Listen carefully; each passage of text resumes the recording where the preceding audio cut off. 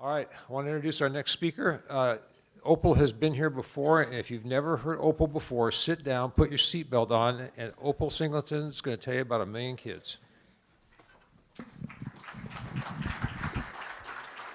Thank you very much. I have a very short period of time to give you a very big picture, so we're going to hit it right away.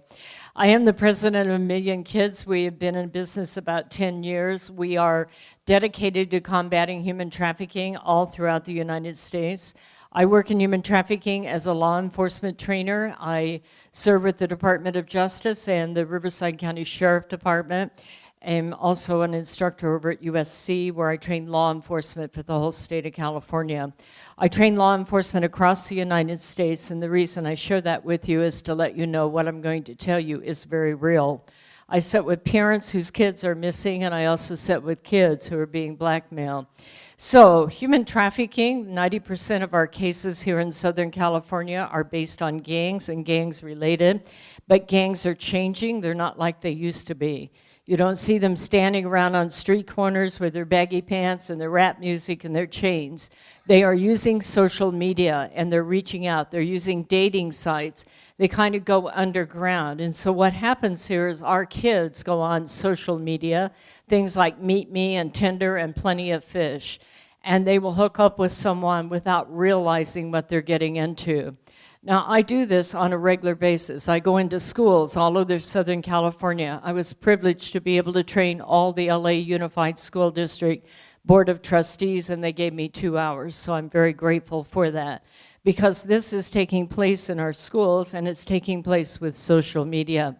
So let me tell you how this happens. This is the Fresno gang, to give you an idea. They use their 15, 16-year-old gang guys, put them on dating sites, and lured in kids. They were selling so many kids into forced prostitution out of Fresno that they were making $30,000 a week. When they picked them up, they had over $50,000 in cash with them. They had a Bentley, a Range Rover, a party bus, and a boat, and all of this was handled through social media. What I'm concerned about and what I want to take my time, and by the way, thank you very much for allowing me this opportunity. This is very deep into my heart because I'm seeing this. I'm concerned about human trafficking. I'm even more concerned about sextortion and social media exploitation. What am I talking about? These are kids who go on the internet, they fall in love with some guy, and they'll send off a naked photo, and they start to get blackmailed. They'll fall in love with some guy that they think is going to be their newfound love, and they go out and get in the car, and poof, they are gone. They'll be on a video game, and they fall in love with some girl. More guys are sextorted, blackmailed with a photo than girls, for what it's worth. So I want to show you how this works, because what is happening is our kids are finding themselves in a shame-based emotional prison, and they don't know what to do, and they won't report, and it gets scary. How bad is it? Well, the Center for Disease Control said that literally 18,000 kids a day are sending a naked photo across America. The University of Florida and the University of Eau Claire, Wisconsin said that 9,000 kids a day are being blackmailed. But get this, 58% of those kids will go out and meet up with their pedophile trying to negotiate back that photo. And that is how they end up getting violated. So this is serious because that's 8% of our nation's teenagers. I work in this business. I see the impact of what happens. One of the things I'm acutely aware of is for this generation, for many of our kids, their first sexual experience will be a virtual sexual experience. If that's a sexual experience is taking place while they're getting their moral identity and their sexual identity, it will change who they are for the rest of their lives. It will change their perception of relationship, and it will also change their perception of their self-worth. This is important. If 70% of sex trafficking victims were previously sexually violated, then what we are doing is creating a new superhighway of future sex trafficking victims. So I say to myself, what do I do about this? I live in this world about 18 hours a day. Well, I've written a couple of books. They are for sale back there. The first one was Seduced, because literally for the first time in history, total strangers now can access, groom, recruit, and exploit our kids. and talk to them about things that were the holy grail for a parent seemingly only 6 months ago. Now, the internet's an interesting thing as I study this because it seems like a world with no consequences. You know, we go on there, on all of us, every one of us, we say things we'd normally never say. And we sin stuff we'd normally never sin. It feels like it's a crazy world where you don't have to deal with it. I did a survey in a large church, I won't say where, of youth in their youth group, and 1/4 of the kids in that youth group told me that sin on the internet is not sin because it's not real. It's amazing what happens when you think you can live in a world without consequences. You see, our kids go on there and they fall in love with one of these guys, but this is what they're getting. Now, that guy's ugly, okay? I don't have any problem with that. I can't imagine a 14-year-old who says, hey, baby, you're hot. But he has 300 victims, and he was able to get that because he looked different to our kids. You see, our kids are, first of all, we're putting them on there before they have adult reasoning. It's a crazy kind of societal experiment. We wait until they're like hormonal and going through puberty, and then we put them on there where they talk to the whole world, but they don't have adult judgment. And so they're unable to visualize what they're seeing. Well, I've written a second book, which is for sale back there, and I will tell you it is the hardest work of my life, but I believe in it with all my heart, so thank you for letting me share it with you. The book is called Societal Shift, A World Without Borders, A Home Without Walls. I believe that we live at the most important time in all of history. I mean that with all of my heart. This is more important even than the Industrial Revolution. If you think of your life in the timeline of history, where you're at today in leadership and parenting, I believe is the most critical time of all. You see, a couple of months ago, for the first time in history, more than 5 billion people came together on the internet. Next year, for the first time in all of history, the entire world will be connected by internet. Think about what that means. I got to thinking about that one day. Do you realize that'll be the first time since the Tower of Babel that God's allowed us all to come together? I believe we could be held responsible for how we handle that as Christians, quite frankly.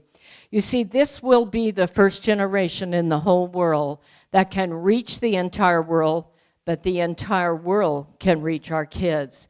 Now, I'm not against technology. I love it. And I agree I'm on the high end of this generation, but I get to play too, okay? This is good stuff, what we're living in. Even the poorest kid in the whole world can get a Harvard education for free if they choose to use the internet wisely. Literally, many of our kids will have careers that we can't even make up today, and they will solve medicines and diseases that we don't even have names for today. We can literally make cyber missionaries of our kids. They can get those kids to raise the money to dig a well in Kenya and live stream over and talk to the kids while they're digging the well that they funded. But we need to teach our kids to use technology in a way that literally will glorify God and empower themselves and others. And I believe that that is a major, major mission. Here's the problem with all of this. Our kids are technology wizards, okay? They try out these new apps and these new games, and they're so good at it, and away they go. But here we come along beside them going, you be careful on that thing now, because our kids know that literally we don't know what they're doing, and this is going to get even more difficult. It's even crazier because we're putting kids on there that are younger and younger. You just try to get one of those away from a 2-year-old. Good luck. You could die doing that. But think about that. Those kids don't know if they're on the internet or just playing on a device. It's a home without walls because 87% of our kids sleep with their phone. Think about what that means. At 3 o'clock in the morning in their underwear, coming right between the sheets is a pedophile going, hi, I'm here, let's get acquainted. Literally, these new technologies come with no warning. Is this crazy what we're doing when you think about it? You know, we are putting kids out there. We put more warning on a bottle of penicillin than we put on an app like TikTok. And what's even crazier about it is that our parents aren't educated with it, and neither are kids. We are playing roulette with this generation of kids. A world without borders for our kids is a world without borders for pimps, for predators, for pedophiles, for gangs, for cartels, and for organized crime, and we must recognize that. When we put one of our kids on an app like Facebook, Instagram, WhatsApp, and now TikTok, they are on there with more than 1 billion users. And for whatever reason, we're doing it right while they're going through puberty, while they're getting that identity. It's an interesting thing. This is an interesting time in history, in my opinion, because we are about to change greatly in technology. The new technologies, and my forte is to understand advancing technologies and educate your law enforcement across the nation on how this is going to go. All these new technologies are giving our kids more autonomy and more privacy than ever before. By the end of this year, most of your apps will be encrypted. Think about what that means for getting a search warrant for a sheriff department. Think about what that means for mom and dad. You've been relying on filters and trackers. You'll see the message go in and the message will come out. You won't be able to read the message. We have disappearing photos and disappearing videos. Our kids have Bitcoin, which is anonymous and non-traceable. Snapchat came out with Snap Cash. They said right on there you can monetize a selfie. When I started looking at this, you would not believe the number of sites now that tell our kids that they can make money selling nudes through Snapchat. I want to tell you about this one because it's very important. How many of you here have TikTok? That's about what I thought. How many of your kids have TikTok? Almost everybody, I bet you. This is an interesting thing. TikTok is mass audience live streaming. About 6 weeks ago, it was announced that they are now the largest app in the world. They are bigger than Facebook, Instagram, and Snapchat. They are a Chinese-owned company called ByteDance, and they literally bought Musical.ly, and in 6 months, they became the world's largest app. This is a fascinating thing to understand. You make a 15-second video and try to make it go viral. Now, it's not a bad app. You know, it's a lot of fun. You just have to explain to kids the danger and that it isn't like what you're used to. But to be able to do that, we need to educate you to understand it. You make a 15-second video. Your profile is either on or off. It's geo-based. If you make that video in your bedroom, people can tell where you live. And literally, they take your kid's facial image and they store that because you want to distort your facial image to make fun videos. It's geo-based and it's connected back to your cell phone. Now, I signed up for this thing, okay? I haven't made my first video. I haven't completed my profile. Nobody knows that I'm older than sin, okay? I get an offer every 15 minutes on that thing. Some are better than others. This is going to happen to your kid.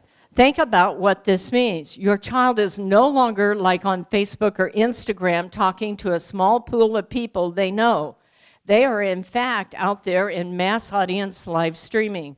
I was talking at a Rotary the other day, and this lady just pipes up on me, and she goes, "Oh, my daughter's on there. She's got 1 million followers." How old is she? 11. Do you realize what you just told me?